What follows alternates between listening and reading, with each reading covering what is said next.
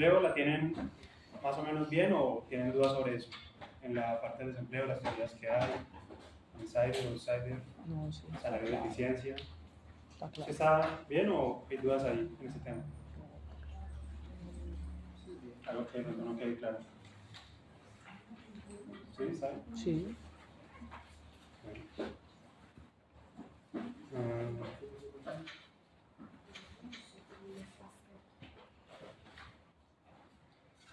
Nosotros pasamos una vez a cómo derivar todas las curvas de Phillips, que es como algo de lo que me comentaban que estaba pues, no difícil, pero bueno. Tal vez puede. No creo realmente que les pregunte algo de matemática en el quiz. ¿Cuánto tiempo tienen para hacer el quiz? No, pues no. No. No. Sí, pues que no iba a ser. Sí, porque ya incluso que el vestido sea la explicación breve ¿De fiscal o de ningún? No, sino de inflación. Y al final de la clase les estaban preguntando las cosas y le pidieron que si nos pudiera hacer el dijo que es antes del quiz hacía una explicación. ¿Qué le pidieron que explicara? Este factor de el factor de la relación entre el escenario y la inflación, el factor ¿cómo llamas? El alfa. Alfa es la correlación, como la sensibilidad. Ese no. ¿Es ser? ¿Se ve? No se ve.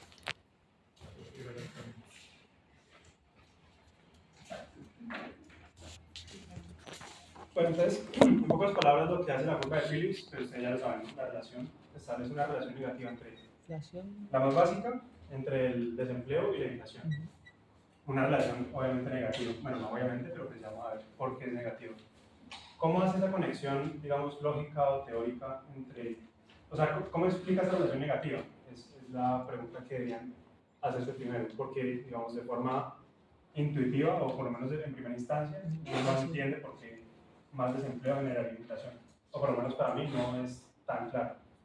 La conexión que tiene entre el desempleo y la inflación va por medio, o está mediada, si ustedes quieren verlo, digamos, una correlación entre desempleo, como si fuera mecanismo de transmisión, una variable X que conecta con la inflación. ¿Cuál es esa variable X que conecta al desempleo con la inflación? Vamos a ver qué son los salarios reales. ¿Por qué? Y es una pregunta para ustedes. ¿Por qué creen que la tasa de desempleo se podría relacionar con lo que le paga con lo que le pueden pagar a un trabajador en promedio? ¿Por qué el hecho, por lo menos, de que haya más desempleo hace que se reduzcan los salarios de los trabajadores? Exacto. Porque hay más personas que están dispuestas a trabajar. Y si ustedes van a una entrevista de trabajo y se encuentran con que hay 2 personas más aparte de ustedes, pues ustedes dicen, bueno, tal vez la empresa no tenga tanto poder de decisión sobre cuánto darle de dinero o cuánto pagarlos. Pero si ustedes se encuentran en una entrevista de trabajo y se ven a 10 personas ahí con ustedes, ustedes dicen, probablemente haya una persona por ahí que va a ofrecer menos plata que yo, y entonces me va a tocar hacer a mí, bajar mi salario. Es como la forma en la que intuitivamente, por lo menos a mí, me hace sentido esa relación. Y el hecho, y cómo se conectan los salarios con la inflación, ya es un poquito más clara, ¿no? Esa conexión. ¿Por qué se correlacionaría con la inflación de los salarios? El hecho de que haya más desempleo, dijimos, de que si hay más desempleo, van a haber más personas dispuestas a trabajar por menos plata, digamos de forma intuitiva, ¿sí? El salario real va a tender a ser más bajo. ¿Por qué los salarios más bajos se correlacionarían con la inflación? ¿Qué crees? Aquí sí me voy a quemar la pan. El salario real es bajo. El consumo se disminuye el consumo.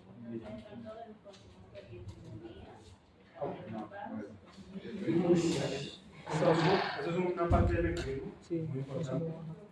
Que si las personas tienen menos salario, pues van a consumir menos. Pero eso es una relación, eso también establece una relación con la bueno, con la demanda Sí, eso y obviamente con la oferta, ¿no? los valores bajan. Con la producción, con lo que produce. Ujú. Pero volvemos a la pregunta, ¿cómo eso hace que suban, perdón, que bajen los precios de la economía?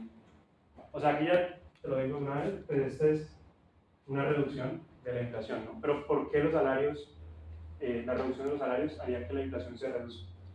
Pues yo lo había visto era que aumentaba lentamente, entonces había menos presión. Que aumentaba el salario. ¿Ese? El salario. Pues, O sea, si el salario aumenta lentamente, hay menos presión sobre subir los precios. pero No O sé. sea, por los costos para la empresa no son no tiene tanta presión de subir los precios, entonces la inflación sube lentamente. Dices esa, o sea, en ese mecanismo subiría la inflación. No subir, No, no sé si entiendo. O sea, si los salarios aumentan menos que los precios, ¿cierto? Es lo que te entiendo. No te estoy cogiendo bien la idea. O sea, creo que va por ahí, va por el tema de los costos de los... Eso iba. Pues los salarios hacen parte de los costos de producción de la empresa. Entonces, pues, si eso disminuye, pues permite que los costos de producción también disminuyan y por ende, pues los precios en general de la economía. O que aumenten menos. Es decir, que la inflación pues, disminuye. Exacto. Sí, precisamente es lo que tú dijiste. Si tienen menos, o sea, si les cuesta menos producir un producto, en la realidad no es tan así, ¿no? Uno esperaría que si les cuesta menos producirlo, ellos van a ser justos y van a decir, ah, bueno, pues si me cuesta, o sea, si tengo una función de beneficios de mi producción por el precio, menos mis costos, y dentro de mis costos está, por lo menos, la mano de trabajo, que se remunera con salario, uno esperaría, ah, si esto se redujo y ellos quieren mantener el mismo nivel de beneficios, pues van a reducir también sus precios. Pero pues en la realidad no es tan así. Pero digamos que esta teoría lo que explica Phillips. Pero eso es porque hay poder de mercado, que en la realidad no es así. Ajá, exacto, tienen un poder de mercado. cada uno espera más que Porque Y tampoco ellos, o sea, tampoco tú tienes la información de que ellos se les redujo el salario, o por lo menos no tan directamente dentro de sus costos. Es un poquito, si encuentro el paper, hay un paper, bueno, no un paper, sí es un paper, que hizo el Banco de la República, que precisamente habla de que la inflación de pandemia estuvo impulsada en gran parte por los sobrecostos de las firmas. No, yo no me acuerdo si lo refutaban o lo argumentaban a favor, pero el caso es que habla de eso, de que las empresas usan su poder de mercado para establecer precios por encima de lo que sería justo, por así decirlo. Entonces, es eso, se reducen sus costos y ellos dicen, ah, sí, bueno, seamos buena gente con las personas y bajémosles también el precio de los productos, porque no nos interesa ganar plata.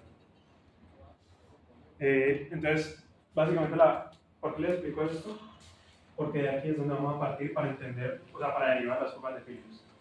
Entonces, la curva de Phillips básicamente lo que nos dice es, pensemos en cómo se determinan los salarios en una economía y después de eso extrapolémoslo o usemos álgebra para entender esa relación, ¿no? Esa relación entre desempleo e inflación. Entonces, se arranca diciendo que los salarios por parte de los trabajadores van a venir determinados por los precios que ellos esperan que tenga la economía. Multiplicado, o bueno, sí, multiplicado por una función que depende de ese TSU. ¿Qué significa esto? Ya, básicamente, si tú ves que los precios, o si tú esperas que los precios de mañana, de la gasolina, qué sé yo, aumenten en 2%, tú vas a tener en cuenta eso para pedir aumentos salariales. Que los aumentos salariales se piden, o bueno, se hacen, se ajustan cada año, ¿no? El salario, por lo menos el salario mínimo. Y esta función, lo que te está, o sea, ¿por qué la incluimos y por qué la incluimos de esta forma? Es porque tú también vas a tener en cuenta, y eso se va a venir expresado en una función, tú también vas a tener en cuenta para pedir más salario unos costos asociados a trabajar. Sí, son Z, vendría siendo los costos.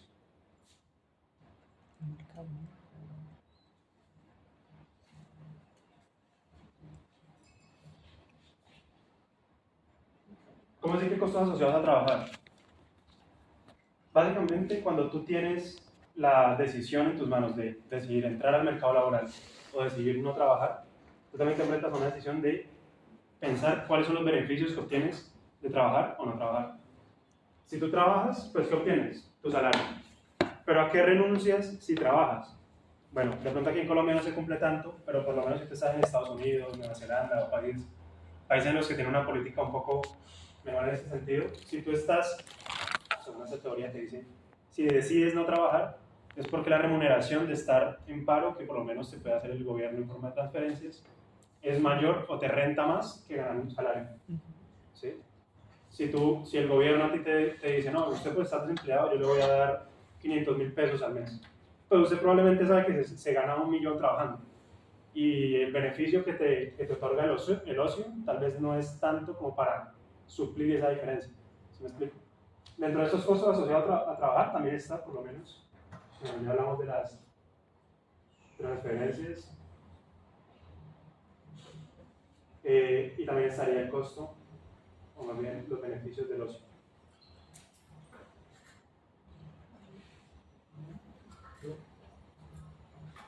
Los beneficios que a ti te remunera el hacer cualquier otra cosa que no sea trabajar.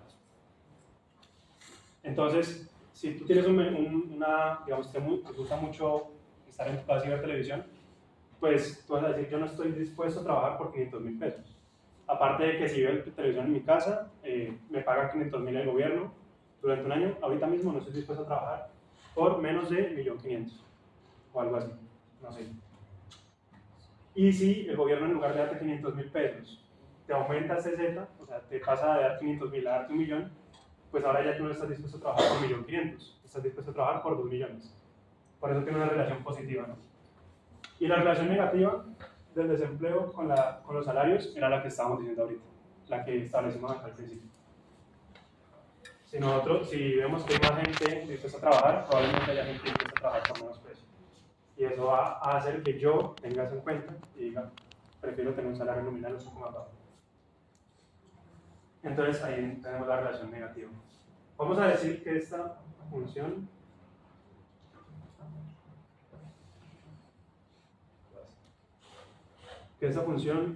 va a ser igual a 1 menos 1, por simplicidad. Vamos a descartar un momento de la ecuación para simplificarlo, los costos de transferencias, el ocio, etc.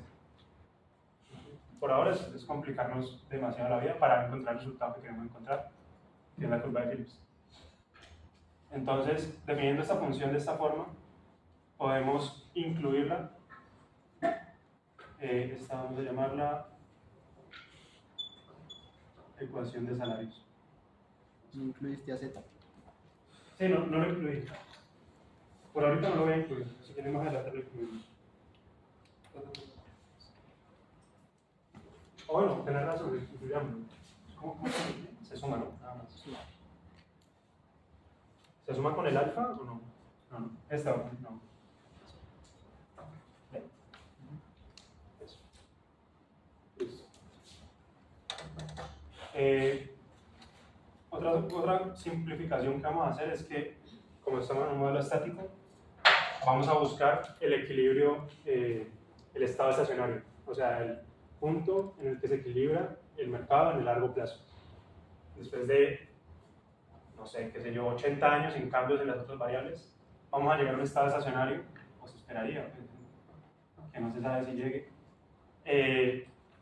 porque obviamente cambian muchas cosas a la vez, pero esperaríamos que en el estado estacionario se llegara a esta relación, ¿no? De que nuestros precios esperados simplemente se mantengan constantes en el nivel de precios actual, o de que los precios no varíen, es lo mismo. Incluyendo la función tendríamos 1 menos u más z. Aquí podemos esto dejarlo en términos de salario real, pasando a dividir el P. Quedamos con esto. Ahí ya, ¿qué encontramos aquí?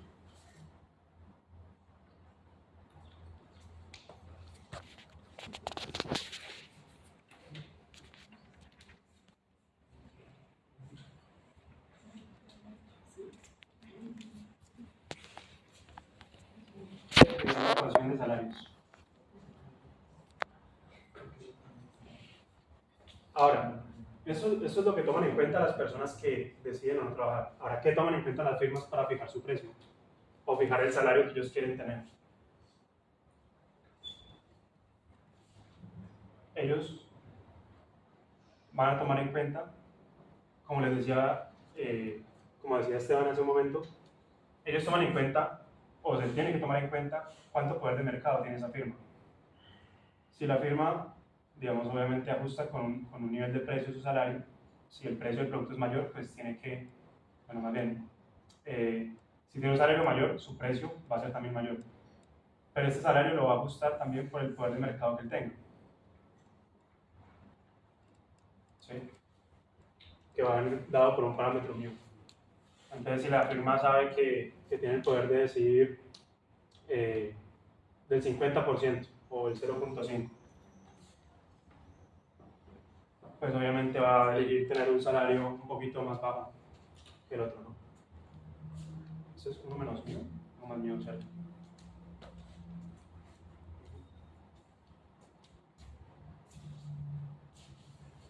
Y eso también lo podemos dejar expresado en salarios reales. ¿Para qué? Para poder encontrar lo que vamos a llamar la tasa natural de desempleo.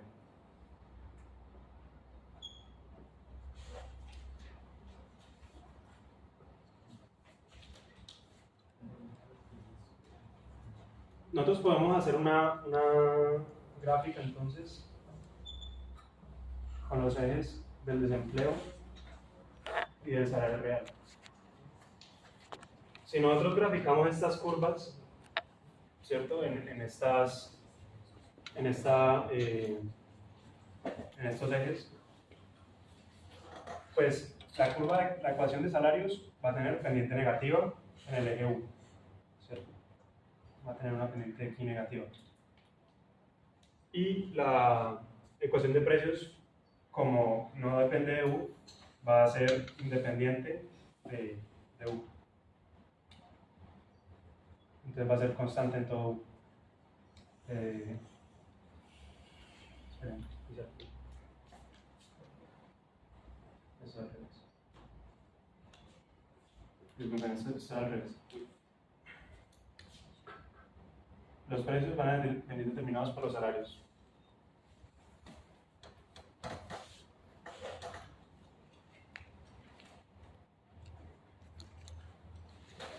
Ahora sí tiene sentido, un poco más sentido. Si tienen más poder de mercado, van a decidir poner un precio mayor.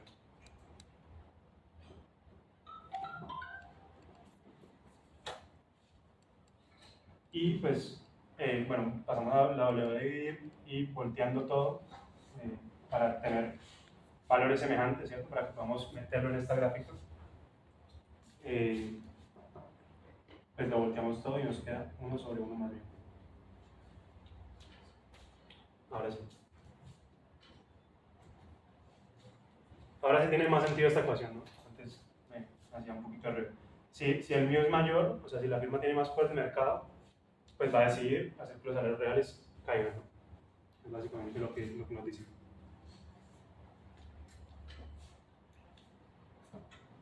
Y el punto en el que se cruzan, como ya les había dicho, es sencillamente la tasa natural de desempleo.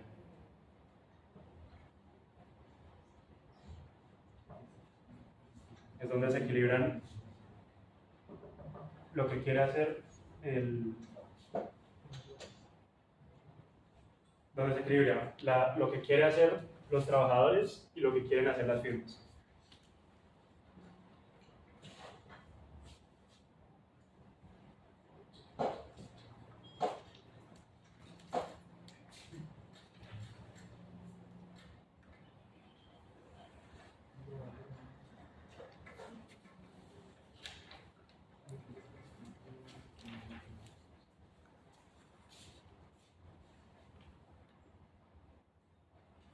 Bueno, esta la definí un poquito más. Es una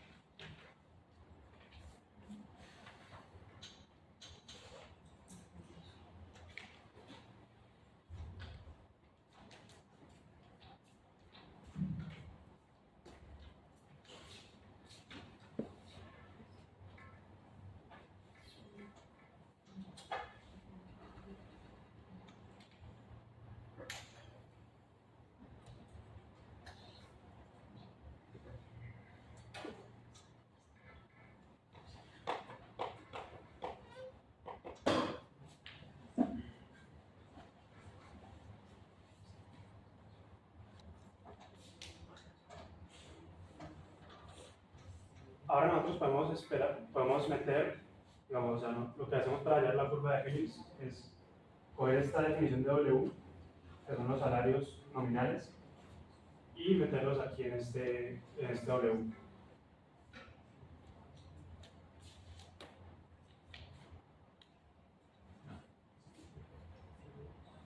Va a ponerlo aquí.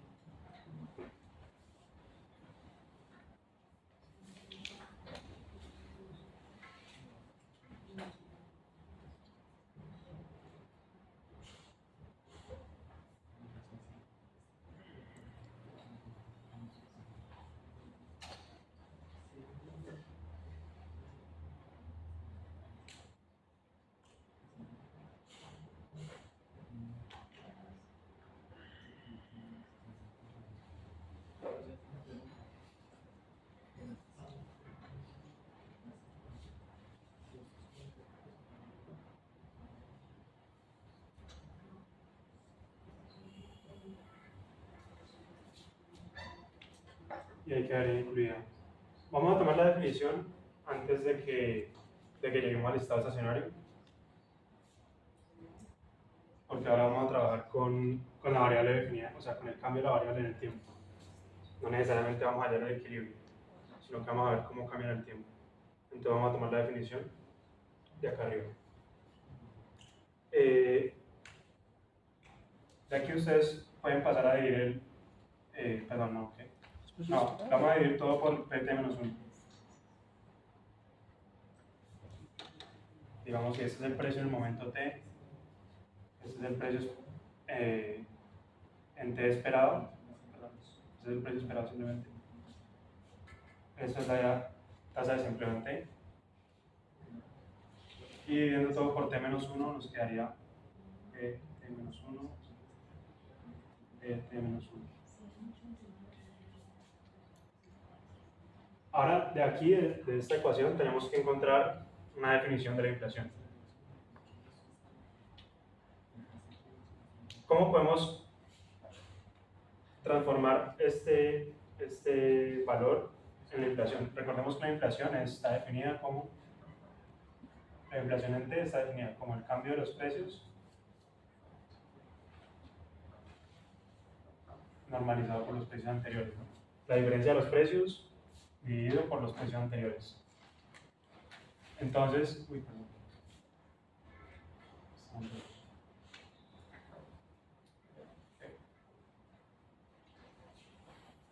y para hallar esto acá, ¿qué nos hace falta en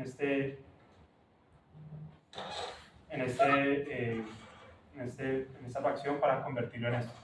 Ya tenemos esta primera parte, nos falta restarle un 1. Podemos entonces tener PT sobre PT menos 1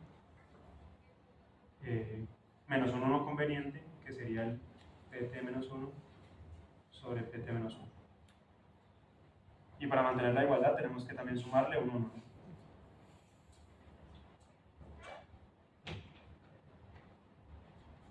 Entonces ahí nos quedaría. Restamos y sumamos un 1 conveniente para que cuando agrupemos estos dos términos nos dé la inflación.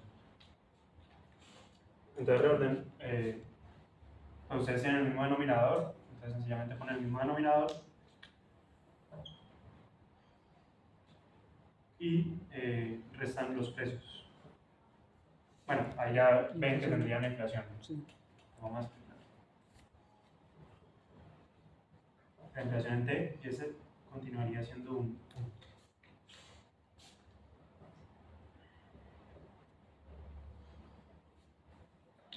Ahí ya sacaron, ya por lo menos hicimos que apareciera la variable de la inflación en el momento T.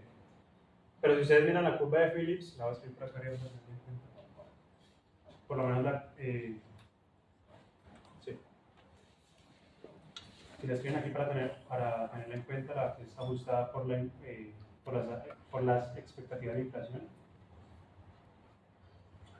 es algo como esto.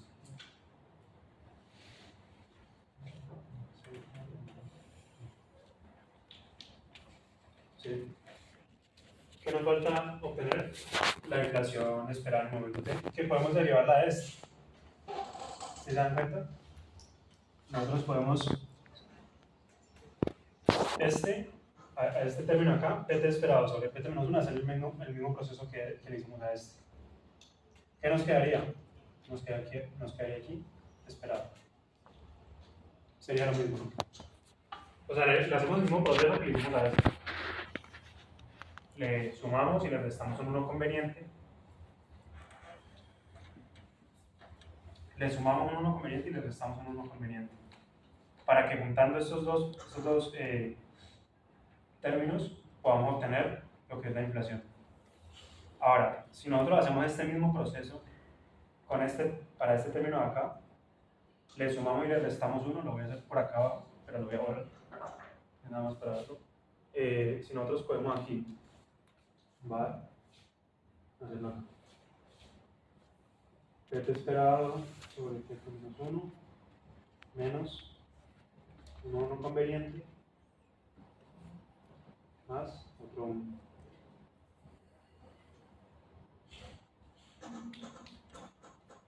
Eso queda como resultado que aquí, como no estamos haciendo o sea, esto no es un precio que haya ocurrido, esto es un precio que se espera que ocurra. Entonces, la inflación que yo tenga de esta definición no es más que una estimación, ¿sí? Entonces la inflación que voy a obtener de aquí ya no es PT, sino PT esperada. ¿Sí? Los PT menos 1 son realizaciones, o sea, son cosas que pasaron. Pero este PT esperado, como lo tengo definido acá, va a hacer que mi inflación también sea esperada, porque no está hecha con base en realizaciones. Eso es.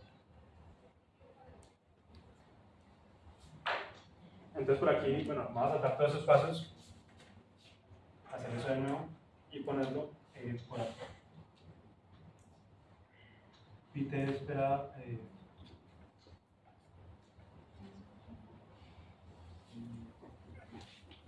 Quedaría lo mismo que este, pero con la inflación esperada. Y pues este múltiplo acá quedaría igual.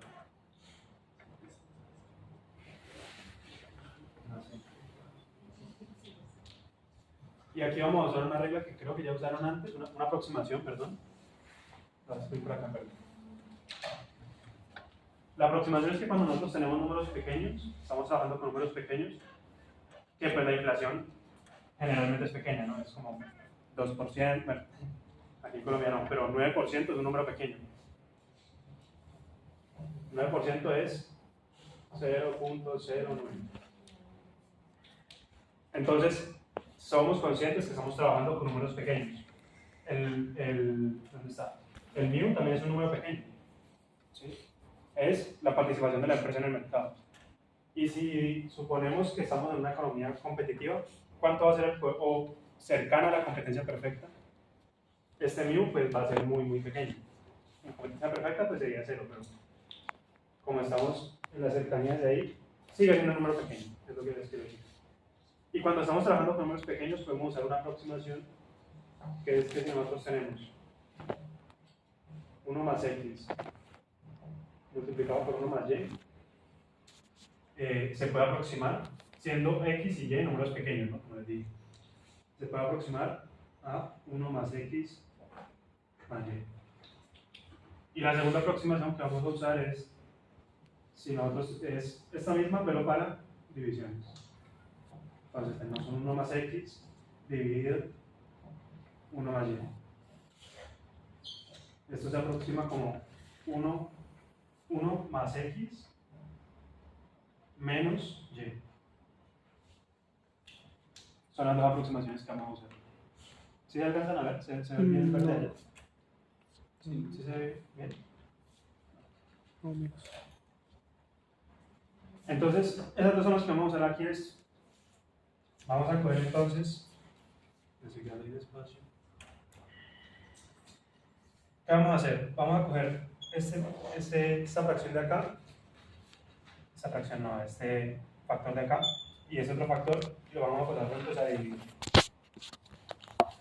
Obteniendo, entonces, voy a cambiarla para que se vea. Voy a cambiar estos de lugar, ¿no? para que se pueda ver bien clara la aproximación.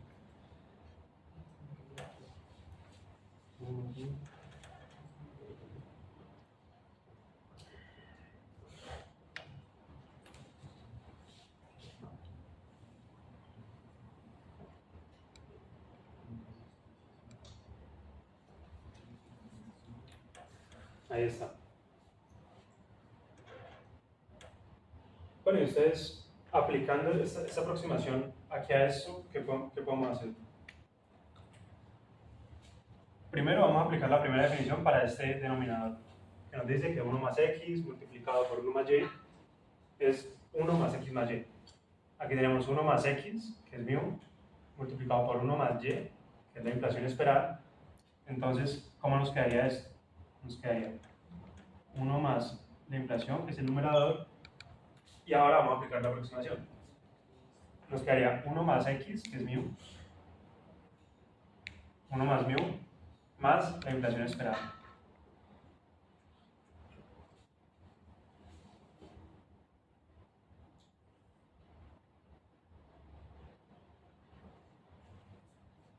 Y ahora nosotros podemos agrupar esto en un factor que llamémosle de momento beta, para que también se vea. Mu más la inflación esperada va a seguir siendo un número pequeño.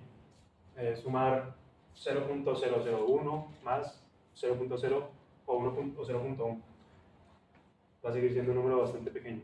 Entonces podemos volver a usar usar la segunda aproximación, que es la de división, para encontrar, o sea, para que esté todo eso de una forma más lineal. ¿Cómo nos quedaría usando la aproximación? Esa. ¿Cómo quedaría usando esa aproximación? Hablando en términos de beta, ¿cómo podríamos aproximarla ahí? ¿Cómo quedaría? 1 más la inflación menos. 1 más la inflación. ¿Y qué? Menos el beta. Menos el beta, ¿no? Ahí está, el beta vendría siendo lo que aquí es la y. Entonces, ya nos queda algo un poco más fácil de tratar algebraicamente. Y sobre todo una definición lineal, ¿no? Que es, ustedes ya saben que es importante tener ecuaciones lineales en econometría para estimar cosas. Entonces, esto nos ayuda a hacer eso. De aquí podemos ver que este 1 lo podemos cancelar, ¿cierto? Moviendo los operadores, moviendo este beta para el otro lado. Uy, esperen que... Sí.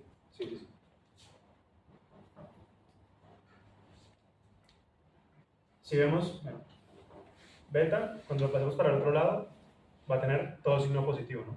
O sea, como quien dice, es pasar esto al otro lado, pero va a seguir siendo positivo, ¿no? Les quiero decir. Podemos primero escribir la inflación esperada. Seguimos, o sea, lo estoy haciendo de esa forma para que se parezca a lo que está allá, ¿no? Entonces lo pueden primero pasar todo al otro lado y después intercambiar términos, como ustedes quieran. Más z más mu. Y ahí quedaría lo que se dice que es la curva de Phillips aumentada por expectativas. ¿Por qué es aumentada por expectativas? Porque incluye un término de inflación esperada, ¿no? O sea, dice que la inflación la inflación que se espera que se tenga en el periodo futuro, va a influir o va a afectar la inflación real. Y pues tiene sentido, ¿no? Si una empresa espera que no sé, que los insumos que compra suban al siguiente periodo, pues va a subir el precio una vez también de sus productos, para no perder margen de ganancia. Entonces ahí estaría la primera curva de Phillips. La segunda curva de Phillips se infiere fácilmente de esta, y es, ¿qué ocurriría? O sea, es la curva de Phillips original, que en uno de los puntos les piden que hay que usarla. Esta no es la curva de Phillips original.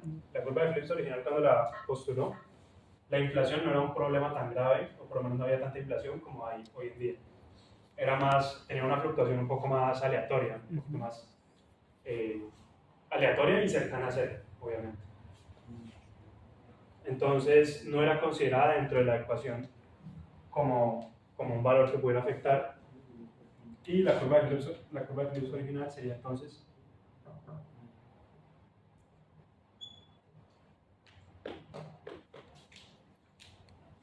sería la misma, pero sin la inflación esperada.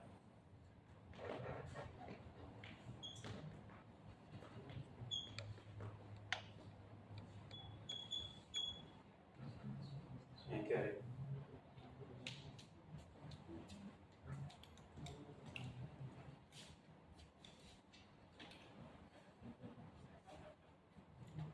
También de esta curva de Phillips se infiere la otra curva que es básicamente lo que vamos a querer hallar es lo que llama la Nairo. Si les piden hallar la Nairo, ¿qué significa? Bueno, ¿alguien recuerda qué es la Nairo? Cuando lo explican. No acelerado, inflación no acelerada. No accelerated No sé, inflation rate. inflation rate. Ah, pues Ya, somos ya. bilingües hoy. Qué bien. Non... Accelerating rate, Ajá. inflation rate, employment. Ya muchachos, ya sabemos que era Nairo. Ya nos vamos a graduar. Inflation rate, ¿qué? Employment. Un employment. ¿Eso es Y? Y, sí. Bueno. Sí, significa... Esas son las siglas, ¿no? Sí. Las das de inflación. Y bueno, hay que traducir eso y entenderlo. Bueno, traducirlo. Pero entenderlo. O sea, ¿qué significaría entonces? La tasa de desempleo que no acelera la inflación. Ajá. Y esa tasa de desempleo, como lo estamos... Bueno, como lo vamos a ver, vendría siendo esa tasa de desempleo natural. ¿Cómo la inferimos de aquí? Haciendo el supuesto que estas siglas nos dicen que hay que hacer.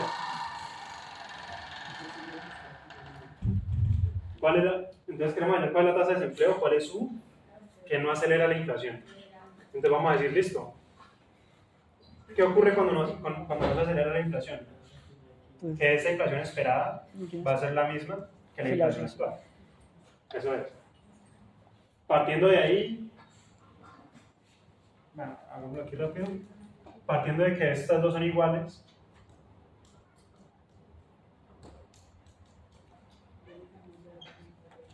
tendríamos entonces que esto sería 0, pasamos esto al otro lado,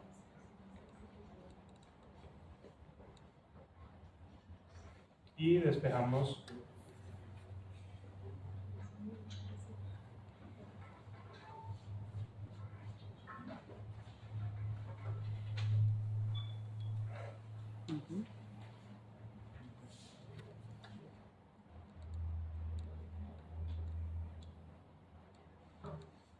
eso sería este nivel de tasa natural de desempleo. Ahora, ¿qué ocurriría si la tasa de desempleo fuera mayor a esta tasa de desempleo natural? O sea, si estuviéramos en un punto por aquí.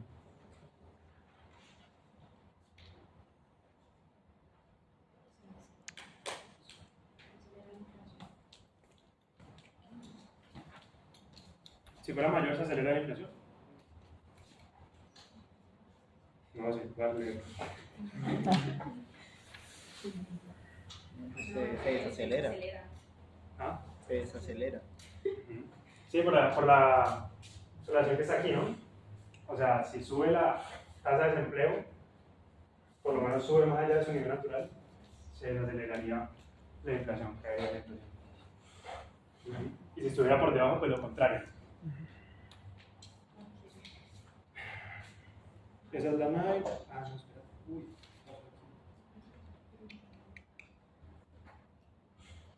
No, una disculpa. No, sí está bien.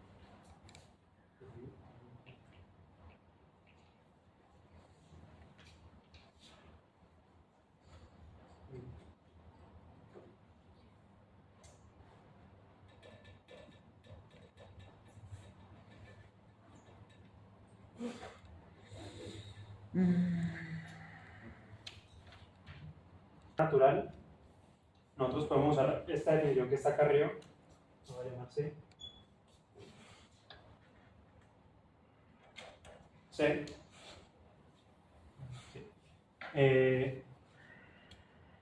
La definición C la usamos para reemplazarla en la curva de Phillips aumentada por expectativas. Todas, si se dan cuenta, todas derivan de aumentadas por expectativas. La primera, la original, es decir que esto no existe, que no existe la inflación esperada. La otra es hallar la Nairu para saber cuál va a ser la tercera curva de Phillips. Hallamos la Nairu, que es la tasa de desempleo natural, y usamos esta definición, la definición anterior, para reemplazarla en estos valores y poder hallar la curva de Phillips. ¿Cuál era eso? ¿Cómo se llamaba esa? La curva de Phillips moderna. Entonces, les repito, tomando esto, alfa por un igual a z más mu, podemos decir que z más mu es igual a alfa por la tasa de desempleo natural. Y podemos reemplazarlo en estos valores de acá. ¿Qué nos quedaría? Llamémosle a esto curva de Phillips. Moderna. Bueno, esta es la aumentada. Expectativas. La curva de Phillips aumentada por expectativas. Entonces tomamos C.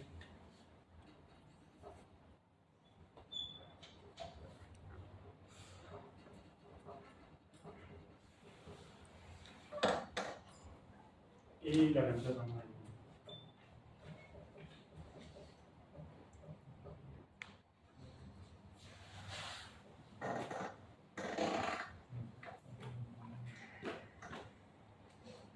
Y aquí podemos factorizar el alfa y reordenar el momento.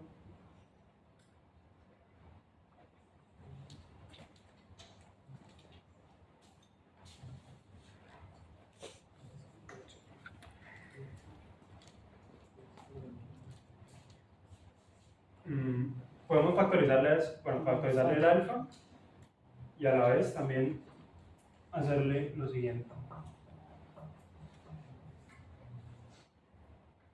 Factoricémosle un negativo a esto. Si le factorizamos un alfa y un negativo, nos quedaría este primer término positivo. Y el segundo, pues, tiene que ser positivo, entonces negativo con negativo. Y la U. Y ahí nos quedaría la curva de Phillips moderna.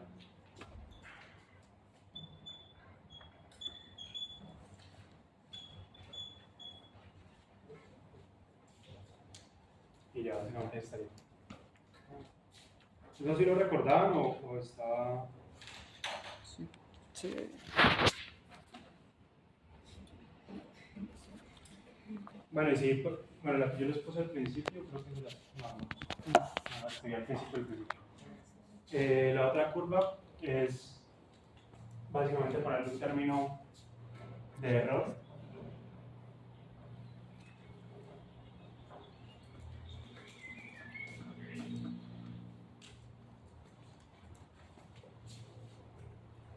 Ponerle un término de error en el que se van a reflejar los choques de oferta. Entonces también se va a tener en cuenta cómo afecta la oferta a la inflación. ¿Qué más? Bueno, ¿qué es la ley de Ockham para ustedes? ¿Qué les dice la tasa de sacrificio primero? ¿Qué es la tasa de sacrificio?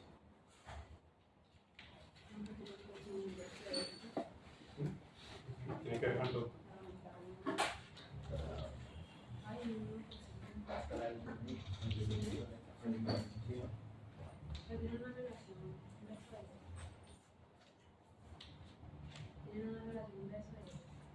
Es directa, mediada por el desempleo, ¿no? Y la ley de Ockham es la regularidad que te dice que hay un efecto de la inflación ¿en el qué? En el producto.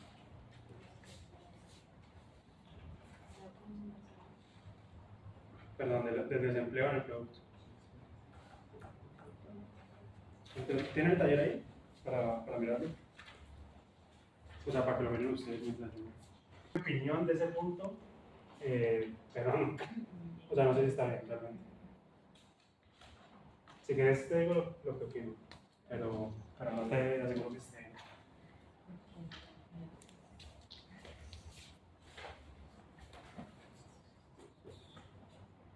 ¿El 3 o otro?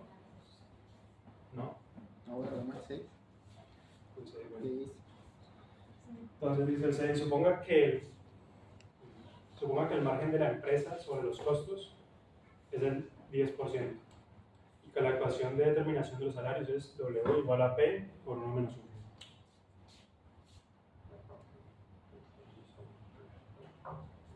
Listo. Donde U es la tasa de desempleo. El punto A dice, ¿cuál es el salario real? Ah, bueno, la empresa tiene un margen sobre los costos del 10%, que vendría siendo el mío del modelo. O sea, un 0.1. Dice, ¿cuál es el salario real determinado por la ecuación de precios? Bueno, la ecuación de precios es esta, ¿no? ¿Cierto? No, esta es la determinación de salario. La ecuación de precios es P.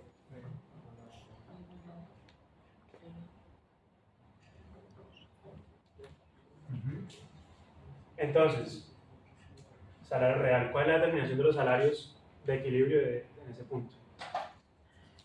Podemos entonces de aquí determinar los salarios reales, que ya habíamos llegado a ese resultado. 1 sobre 1 más μ. Y de esta, pues, un poco más de lo mismo. 1 menos 1. Igualando esas dos, porque tienen, ambas están, o sea, lo que estamos haciendo es que coger esta curva, ¿cierto? Y esta es coger estas curvas, igualarlas, y hallar el punto de equilibrio, que es la tasa natural de desempleo. El salario real se puede sacar solo de la primera, ¿no? Sí. El punto A, sí, tienes razón. Saquemos primero el salario, entonces el salario real sería 1 sobre 1.1, ¿cierto? Sería 0.10, o sea, 0.1 aquí, 1 más 0.1, 1.1. Y esto es...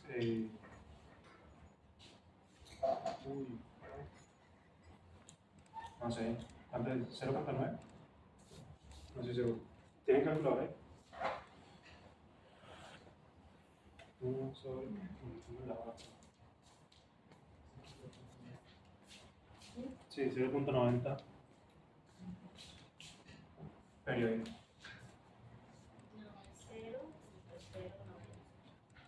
¿Te dio 0.090? ¿Cómo? 1 sobre 1.1. ¿Cómo es usted así?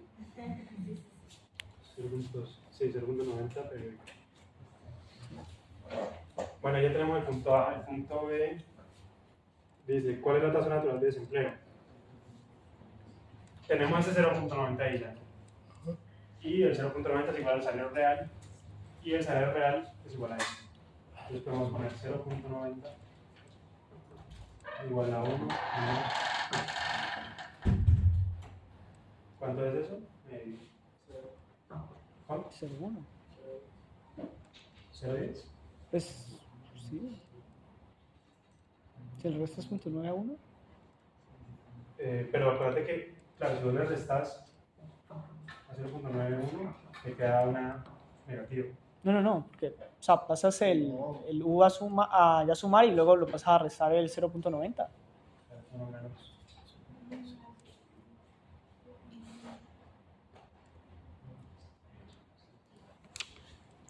Pero es periódico. Ah, ok. Entonces sería 0.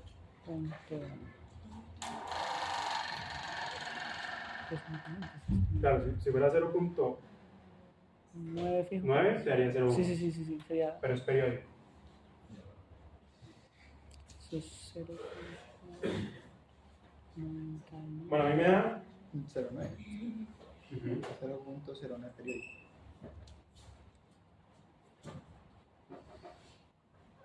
lo que tú decías, ¿no? Vamos a ponerlo aquí, 0.90. Y luego sería igual entonces a... ¿qué? 0.9 periódico. ¿Qué significa una U de esto? Eso tiene que estar en porcentaje. Entonces lo que estamos diciendo es que la tasa de desempleo es 0.09%.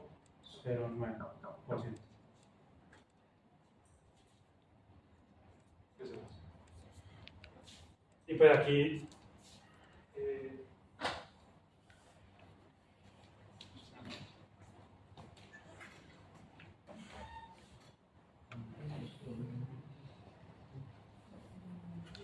la Colombia humana. sí, ese sería el escenario real. ¿Qué decía el otro punto? ¿Lo tienen ahí? Suponga que el margen sobre los costos aumenta al 20%. O sea, es hacer esto mismo, pero en lugar de 10%, 20%. ¿Qué ocurre con la tasa natural de desempleo? Explica la lógica del resultado obtenido. ¿Qué ocurriría ahí? ¿Qué ocurriría con la tasa de desempleo? ¿Aumentaría o caería? ¿Sí que? Sí, aumenta el al margen de 20%. ganancia de las empresas pasa del 10 al 20%. O sea, el punto 2. No sé, eso sería 1 ¿sí? ¿Cuánto queda?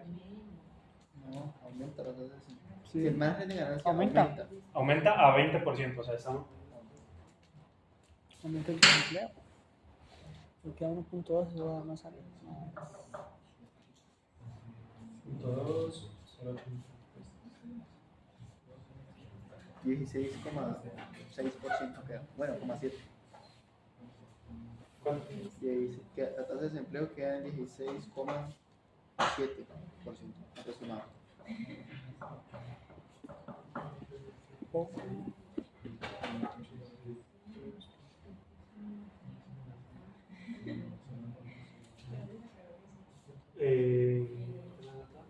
Aumenta la tasa de desempleo. ¿Por qué aumentaría la tasa de desempleo?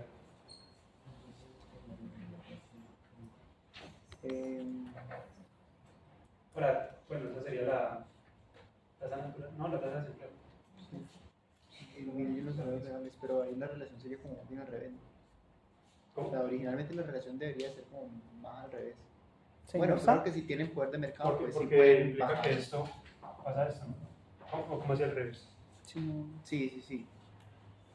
O sea, es que ahí claro, como aumenta el poder de mercado de las firmas, básicamente, Ajá. pues sí Disminuye el salario real. disminuye el salario real. Y el hecho, y claro, esta es una implicación bastante fuerte del modelo, ¿no? Porque lo que te dice es que si las firmas deciden bajar sus salarios reales, las personas van a decidir, las personas que antes decían trabajo por 1.000.000 y ahora les van a pagar 800.000, van a decir no quiero trabajar y no me voy a traer a trabajar por 800.000. Entonces, de alguna forma, es una implicación fuerte del modelo porque te dice el desempleo no es involuntario. No, nadie es desempleado porque no encuentra trabajo. Todos encuentran trabajo, pero los que no están trabajando, los que están en desempleo, por lo menos la tasa natural de desempleo será porque esos trabajadores no quieren trabajar. Eso implica preferencias inflexibles también. ¿Cómo? Implica preferencias inflexibles. También, por ahí de hecho. Claro. Si te pagan ahora menos y eso implica que vas a tener que consumir en lugar de carne de vacuno, salchichón con limón, pues no te atreves a hacer eso, entonces prefieres que el gobierno te pague plata o algo así. O meterte a jóvenes en acción o una vuelta por el estilo. Uy, le tiraron de joven. Estamos de jóvenes. ¿Ahora están jóvenes? No, Ah, Por pero eso, hay que tirarles. Ese va a ser yo. si no, no estaría aquí trabajando. Yo con ganas de un monitoreo. En adversa, que está implícito en la teoría de los salarios de eficiencia. ¿Y cómo afectan estos la calidad, esfuerzo y productividad del trabajo? Bueno, la selección adversa es precisamente, hay una cosa que es selección adversa y otra que es riesgo moral, ¿no? La diferencia entre las dos, fundamental, o por lo menos que yo puedo identificar, la diferencia entre las dos para que no las confundan es la selección adversa viene antes del riesgo moral.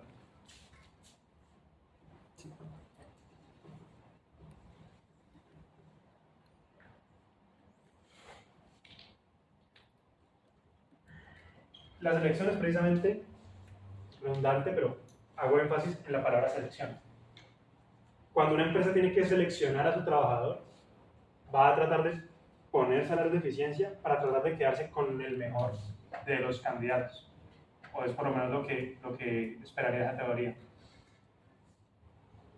Entonces la selección adversa viene, más bien, es un riesgo que ocurre antes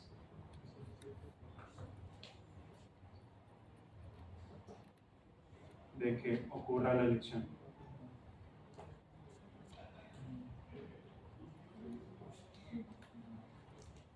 Y el riesgo moral, pues es la forma que se tiene, bueno, el riesgo moral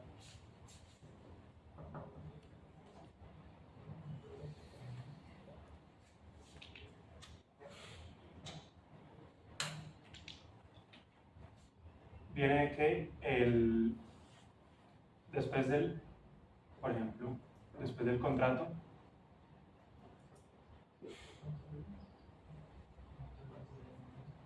se quiere evitar conductas negativas.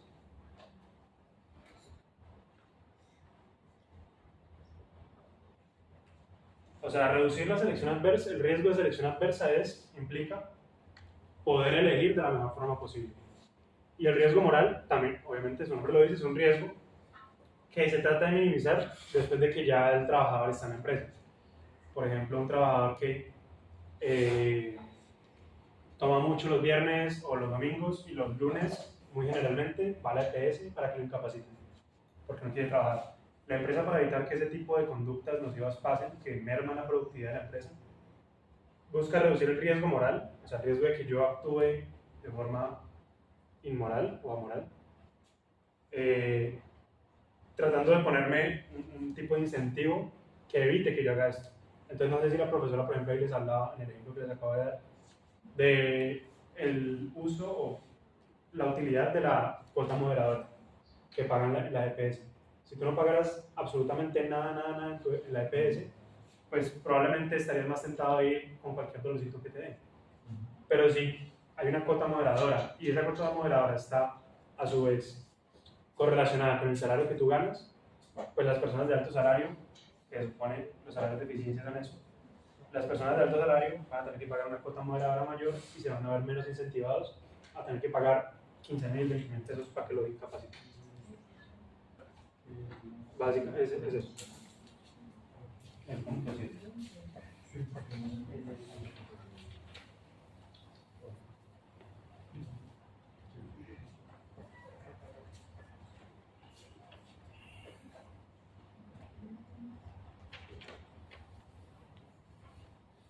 Bueno, ya eso sería el punto 7.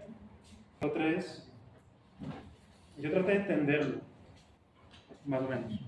El punto 3 dice, comenta el fenómeno del desempleo. No sé qué preguntárselo de Jainés. ¿Cómo? No sé qué preguntárselo de Jainés. Yo sí creo. Pues si quieres te digo lo que pienso. Pero no sé si es lo que sí. Comenta el fenómeno del desempleo desde una aproximación teórica walrasiana y desde una aproximación no walrasiana. Relacione cada una de las posibilidades. Según lo que yo estaba pensando era que lo que te dice la teoría de walrasiana, con unas compañeras que hablé ayer y que también me ayudaron a acordarme de eso, a entender eso, es que la teoría walrasiana, si no estoy mal, lo que te dice es que hay un equilibrio. Si hay un equilibrio en cada menos un mercados, hay equilibrio en todos los mercados, o sea, en los mercados. Sí. Y por tanto hay una asignación óptima de los recursos, etc. De ahí no pasé. Entonces, comenta el fenómeno del desempleo. Eso sería como que en las funciones de exceso de demanda no serían iguales a cero. Claro, sería cuando no se de exceso de oferta. Es decir, habría sobreoferta de trabajo. Entonces, con base en eso, sobre pues, oferta de trabajo. claro, habría exceso de oferta. Si hay desempleo, hay exceso de oferta de trabajo, exceso de mano de obra disponible. Entonces, si eso es así, pues habría un desequilibrio en algún mercado. Y pues, si los demás O sea, mercados habría un desequilibrio en todos los mercados. si los demás mercados no están en equilibrio, y si ese es el único mercado o sea, si ese mercado efectivamente estaría en desequilibrio, significaría que los demás mercados También. habría al menos uno que también está en desequilibrio. Eso es cuando se cumple la teoría walrasiana. No, Cuando no se cumple. Con el desempleo sectorial, que es con los sindicatos. mercados se mueven a otro. Entonces este se pone equilibrio, pero el otro no. Hombre, no hay algún mercado en desequilibrio. Porque si dos mercados, si al menos un mercado está en desequilibrio, pues ya no hay mercado en equilibrio. Sí, sí, puede ser. Pero ni idea. Y bueno, si responde lo siguiente, sí, te creo, parce. Te doy el marcador y para ti. Porque después dice relaciona cada una de las posibilidades con sus antecedentes teóricos, clásicos, no clásicos, keynesianos. Si decimos que uno efectivamente es un desequilibrio, significa que al menos Pero hay no será que más o menos hay un desequilibrio. por eso. En O sea, el desequilibrio. no, es que la afirmación es que estén en desequilibrio, es que hay desempleo. Pero la existencia del desempleo implica que haya el mercado de trabajo, pues no esté en equilibrio. Desde una, o sea, pero lo que yo entiendo es que la Walras te dice, si tiene equilibrio Cada mercado. en 9 mercados, los 10 mercados están, están en equilibrio. Sí. Pero si decimos que Walras no se cumple, yo no podría asegurar que el hecho de que un mercado esté en desequilibrio hace que todo se desequilibre. No me dije que todo Pues está que en equilibrio, tampoco- que hay al menos otro que no está en equilibrio. Pero es que Es decir, hay al menos dos mercados en desequilibrio. No, pero es que lo que Esteban dice es que el que haya desempleo ya estamos indicando que el mercado está en desequilibrio, cuando no necesariamente, eso es lo que hablábamos la vez pasada. No, pero Que haya agencia. O O sea, no, que no, no no. toma en cuenta el equilibrio general. La teoría de base. Porque eso ya era el 13. Saltemos el 3, eso no les va a salir, muchachos. Confiemos. No, pues lean. A ver, voy a ir leyendo. Lean. ¿Tiene el monitor de bienestar? Lean, la verdad, sí. Les voy a mandar. Dame el monitor a vos. Ustedes vieron, yo en su tiempo lo vi y no sé si la profesora se lo ha enseñado. Como les digo, tampoco sé qué es lo que les va a preguntar. No tengo ni la menor idea. Pues yo no creo la que más tiene. remota idea. Pero ustedes hablaron en la clase con ella del síndrome holandés. O sea, es algo que yo recuerdo que yo vi en macro No lo tocamos. y que es muy teórico, entonces Sí. no sé si pues. Léanlo. No, pues, o sea, lo explico, pero Eso es lo de los si no aparecen recursos, esas ¿no? preguntas, realmente creo que es innecesario. Eso es lo de los recursos que Ajá. afectan. Sí, el efecto de un aumento de los Un aumento de recursos naturales. recursos. O sea, lo que No, me eso dice no es lo que tocamos. si hay un descubrimiento de recursos naturales, por ejemplo, Un yacimiento de petróleo. un yacimiento de cosas así. petróleo o algo por el estilo, o una cueva inexplorada de oro, de esmeraldas, el hecho de que esa industria tenga ese enriquecimiento, digamos, inmediato, hace que los trabajadores pasen, o sea, los trabajadores que están trabajando para exportar en otra industria, bienes de exportación, se vayan a producir o a trabajar en esa industria que está en crecimiento. Y eso hace que se desequilibren las exportaciones de las exportaciones iniciales. Por ejemplo, digamos, a Colombia le pasó que Con lo del café. en el 80, 72, no me acuerdo, La bonanza cafetera, ¿no? hubo, no creo que tiene que ver con eso, pero hubo como una temporada de heladas en Brasil. Entonces las cosechas de café en Brasil, que era fuerte exportador de café, digamos, se redujeron, se vieron afectadas. Y eso lo que hizo es que Colombia, digamos, pudiera, bueno, primero impulsó, aumentó el precio del café, obviamente. Y Colombia vio ahí una oportunidad, que también era productora fuerte de café, en aprovechar ese aumento del precio del café para meterle todo a trabajar al café y mejorar su ganancia por eso. ¿Cuál es el problema ahí? Que el hecho de que se mermara la producción de café de Brasil fue algo momentáneo, no fue completamente periódico. Y el hecho de que los trabajadores que antes trabajaban haciendo zapatos o qué sé yo, se fueran a trabajar quitando granos de café porque era mejor remunerado, hacía que si eso fuera permanente, pues obviamente esos trabajadores de café permanentemente hubieran obtenido buenas rentas del café, trabajando en el café. Pero como fue una helada, fue algo periódico, fue algo transitorio, eventualmente los trabajadores que fueron a trabajar al café perdieron la oportunidad de estar trabajando más tiempo los zapatos y de alguna forma, digamos de forma muy teórica, si tú trabajas más tiempo en una industria, vas a tener más experiencia en esa industria, vas a hacerlo mejor, con mayor eficiencia.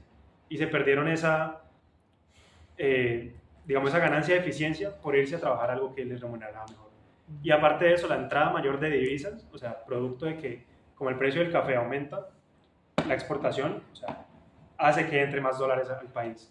Y esa entrada de dólares al país hace que para el exterior, para los extranjeros, o sea, ¿qué pasa si entran capitales al país? Ya lo deberían saber. si entra más dólares al país, la moneda nacional fortalece. se aprecia, Sí. se fortalece. ¿Sí? Si se fortalece, eso lo que implica es que ahora al extranjero le va a costar más comprar mis productos. Y si le cuesta más comprar mis productos, eso va en detrimento de las exportaciones de los zapatos que trabaja el otro pelado. ¿Sí? Entonces se fue a trabajar café.